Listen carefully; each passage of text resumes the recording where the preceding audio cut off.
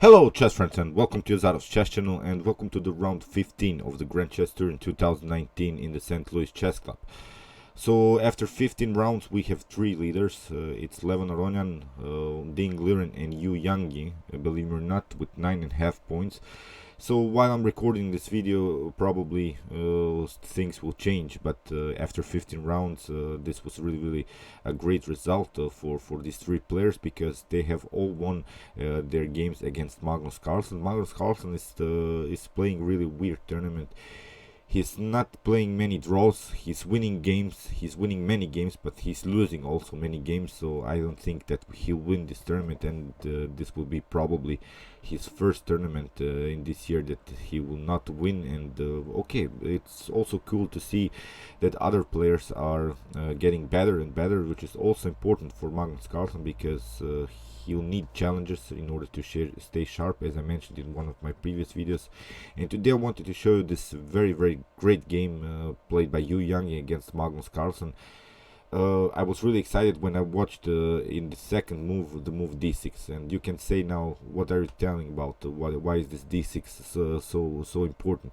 Because then I knew that the game will transpose maybe into a Najdorf Sicilian, or maybe into a dragon Sicilian, and the game transposed into a dragon, and the dragon Sicilian can never be boring. So let's see what happened here in the games. e4 played by Yu Yangyi. We have c5, knight on f3, and that's what I mean, d6. Basically, the most often games are played the Najdorf here, the dragon Sicilian, and here we have d4, c takes d4, knight takes on d4. We have now the classical setup without some Maroczy bind setups, a direct attack by Yu Yangyi, which I like. He was playing fearless here against Magnus.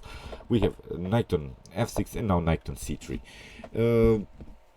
Magnus played bishop on d7. It's a different move order. You can try, of course, to play g6, but you can sometimes play maybe a different move order to maybe mess up with your opponent's plans, to immediately maybe he can play a slightly inaccuracy in the opening. So this is sort of a waiting move, and here Yu Yangyi played bishop on e3.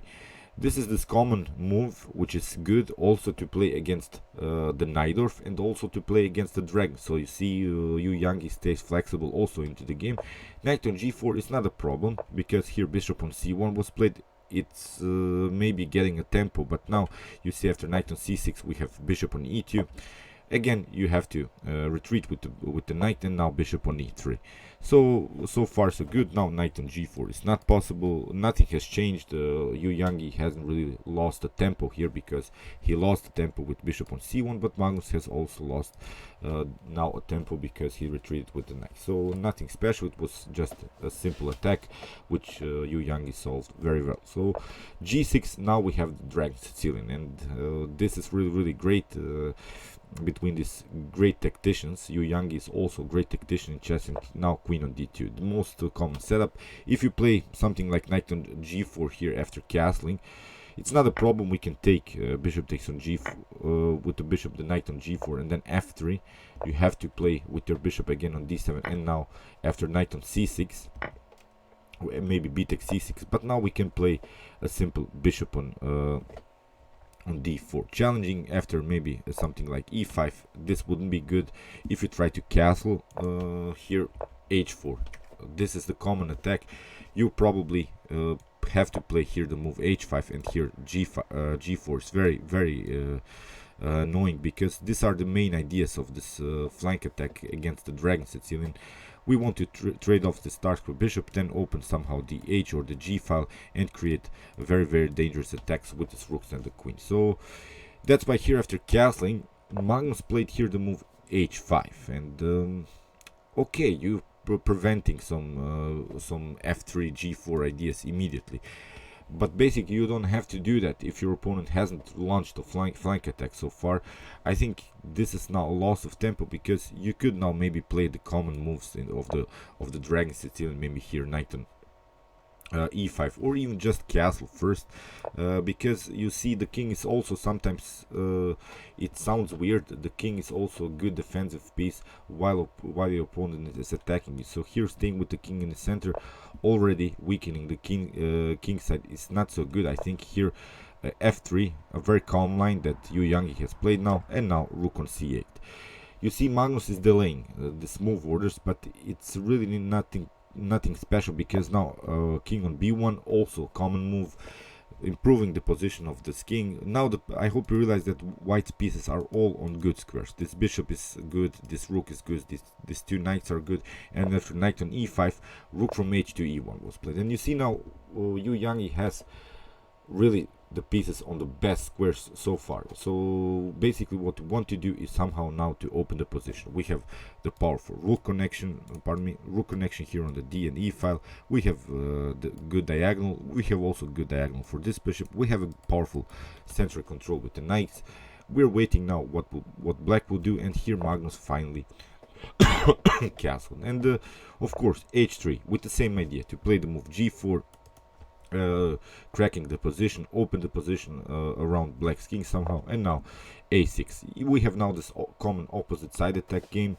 You have to be fast, but I think that that white is simply faster here, because you see immediately playing g4, cracking the position. Here Magnus played b5, and now very important move, knight on d5. This knight on d5 hop, as I always like to say, it's a common idea. The problem is that this knight is the key defender of this h5. So we want to play g takes h5, and then really open the position here on the g file. So you see, if you trade off maybe this knight, again with the same idea, you have to decide what to do now. If you play maybe just forward, again we could try something like f4.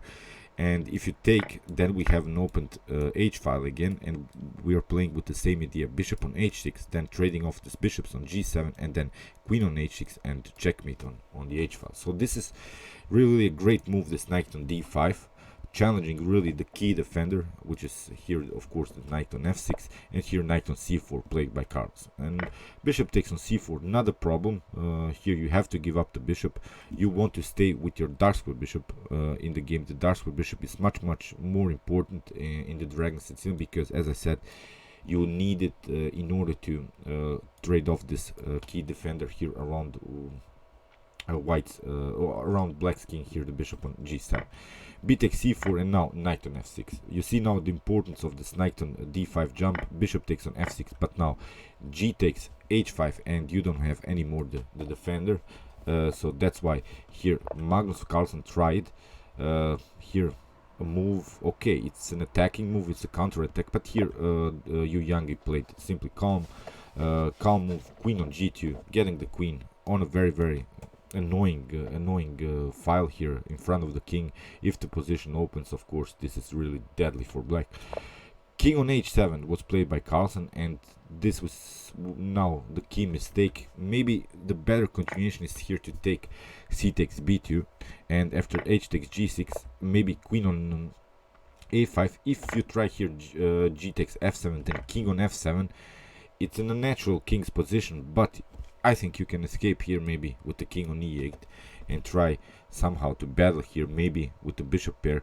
Although the position is slightly better for white, still this is a better line. After queen on g2, Magnus played, well, it was really a mistake, king on h7, and now the king will always stay here on the h file, which will be important in the continuation of the game.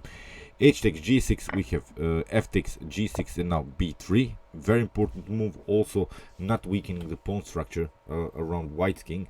Here after queen on a5, it's really not a problem. If your opponent tries here maybe queen on a3, then we can always get with the bishop back here on c1. We don't have to anymore trade off this dark square bishop, because we have now created another common attack against this Dragon Sicilian. We have now created at least a weak pawn structure around black's king. So that's why here it's not you shouldn't go here for this common trade of these bishops. Now it's not really important. Now our main idea is to push pawns here and really open the G and H file. F4 played by Yangyi, and now rook on C4 played by Carlsen. And again, a mistake. Of course you want to bring the rook here on the most active square, but you have to first defend here. Here a better continuation is for Carlsen maybe to play queen on H5, and then after rook on G1, rook on G8, at least you can try to battle somehow. Here after rook on C4, it was basically a game over, because here Yangyi found a really nice tactical idea. He played with the pawn sacrifice here, the move E5. Now cracking really the position, opening the position, because we have the rook activity here on the central files. As I said, you see how Yangyi played very calm. He played first of this improvements of this position of pieces, and then he pushed pawns. So great positional play here. So d takes e5, we have f takes e5, bishop takes on e5, and now you see very tricky move, queen on g5 with an immediate threat here with the check on h6. Rook on c7 was played. Magnus is trying maybe to get a defender on the 7th rank here, but it's already too late. Rook on g1 was played. You have to defend rook on f6, and here it's really already a possible forced checkmate sequence. Although Yangyi didn't see that, it's not a problem. It was a blitz format, but you have here really forced checkmate. Queen on h6 after king on g8, you have to take. Rook takes, queen takes, and here if you try bishop on g7, knight on e6 is very tricky. After queen on e5, for instance, bishop on d4 would be the great tactical move here. After bishop on e8, here you have to take, but these are now only moves that are prolonging here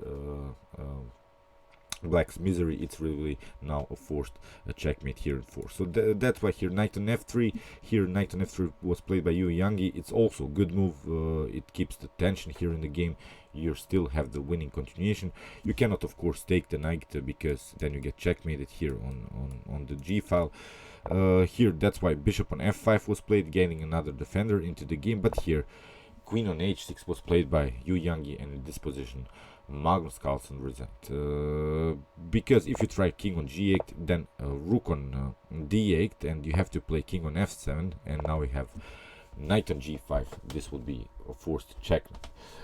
Wow, it's move 30. In move 30, Magnus Carlsen resigned. I've never seen Magnus Carlsen losing so fast.